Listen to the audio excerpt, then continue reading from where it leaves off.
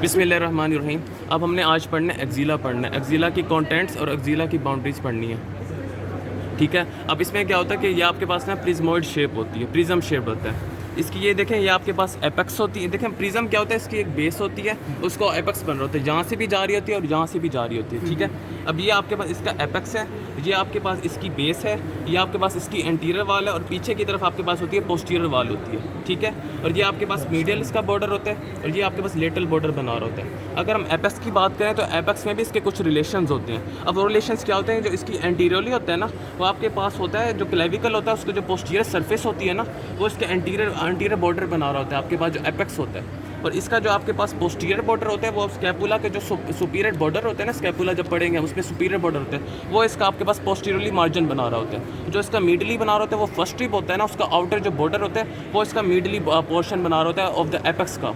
Apex की बात हमने कर ली, अब हमने बेस बननी है। बेस हमारे पास वाइड होती है। बेस में हमारे सिर्फ 3 चीज़ें हैं, skin, superficial fascia and the deep fascia. ये अब जो स्किन होगी, सुपरफिशियल फेशिया और डीप फेशिया, इसके डीप फेशिया को कहते हैं एक्सिलरी फेशिया। जिस तरह पेक्टोरल रीजन के आपके जो फेशिया को कहते हैं ना, उसको कहते हैं क्लेवी पेक्टोरल फेशिया, ये वाला। इसके डीप फेशिया को कहते हैं एक्सिलरी फेशिया। ठीक है, ये इसके आपके पास बेस हो गई।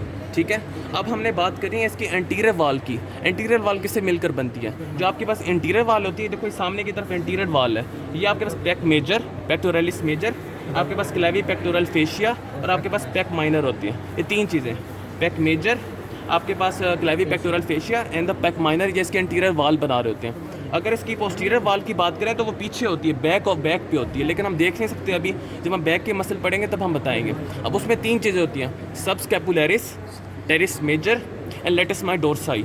ये 3 चीज़ें होती हैं, subscapularis, latissimus dorsi and the teres major, ये 3 चीज़ें।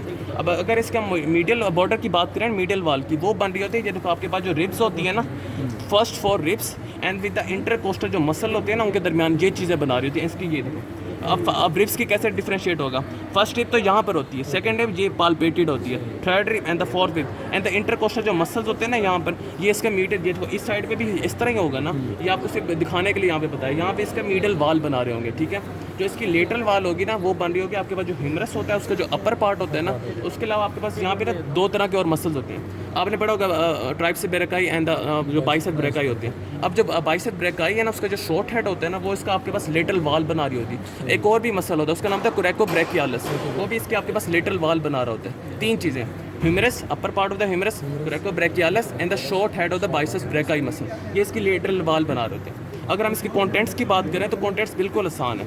देखो एक हमें पता है कि एक आर्टरी होती है, वेन होती है, नर्व होती है और फैट्स और लिम्फ नोड्स होती हैं। ठीक है, आर्टरी की बात करेंगे तो आपने बताना है कि एक्जिला का पोर्शन पढ़ रहे हैं तो ये आपके पास क्या होगी, एक्सिलरी आर्टरी होगी। ठीक है, और दूसरा आपके पास इसके साथ इसके आपको पता है कि इसकी वेन होती है, उसका क्या नाम होता है, एक्सिलरी वेन। एक्जिला की आर्टरी होगी, एक्सिलरी वेन होगी। ठीक है, अब जो इसमें जो नर्व होती है ना, वो 2 तरह की होती है। मतलब एक उसमें होती है कि लेटरल पेक्टोरल नर्व, जहाँ से ना यहाँ से आ रही होती है लेटरल पेक्टोरल नर्व, वो भी इसके कंटेंट्स में होती है। ठीक है, यहाँ पे नज़र नहीं आ रही, लेकिन होती है लेटर, क्योंकि नर्व इतना को खास विजिबल नहीं होता, लेटरल पेक्टोरल नर्व। और यहाँ पर आपके पास ना लॉन्ग थोरेसिक जो आर्टरी होती है ना, वो भी आ रही होती है, वो भी इसके कॉन्टेक्ट्स में शामिल होती है, वो भी विजिबल नहीं है सारी डायसेक्शन हमें। और इसके अलावा इसके होते हैं फैट्स होते हैं, जिन्होंने इसको ना अपने वो जगह पे रखा होता है। ठीक है, फैट्स आ गए। और इसके अलावा होते हैं लिम्फेटिक्स होते हैं, लिम्फ नोड्स होते हैं। 5 तरह के एक्सिलरी लिम्फ नोड्स होते हैं, हमने पढ़े हुए। एक होता है एंटीरियर, जहाँ पर होता है ये पोस्टीरियर।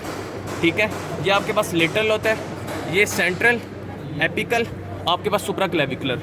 एंटीरियर इस साइड पे अंदर की तरफ पोस्टीरियर, लेटरल, सेंट्रल, एपिकल और आपके पास सुप्रा क्लेविकल, जो क्लेविकल से ऊपर इसके लिम्फ नोड्स हो गए। क्या कंटेंट्स हो गए, एक्जिला की आर्टरी थी, एक्सिलरी वेन थी, आपके पास लेटरल पेक्टोरल नर्व थी, आपके पास लॉन्ग थोरेसिक आर्टरी थी, आपके पास फैट्स थे, और आपके पास जो आपका भी बताया जो लिम्फ नोड्स थे ना 5 तरह के, वो इसके कॉन्टेंट्स में शामिल होते हैं। ये आपके पास पूरे एक्जिला हो गए, इसकी बाउंड्रीज और इसके आपके पास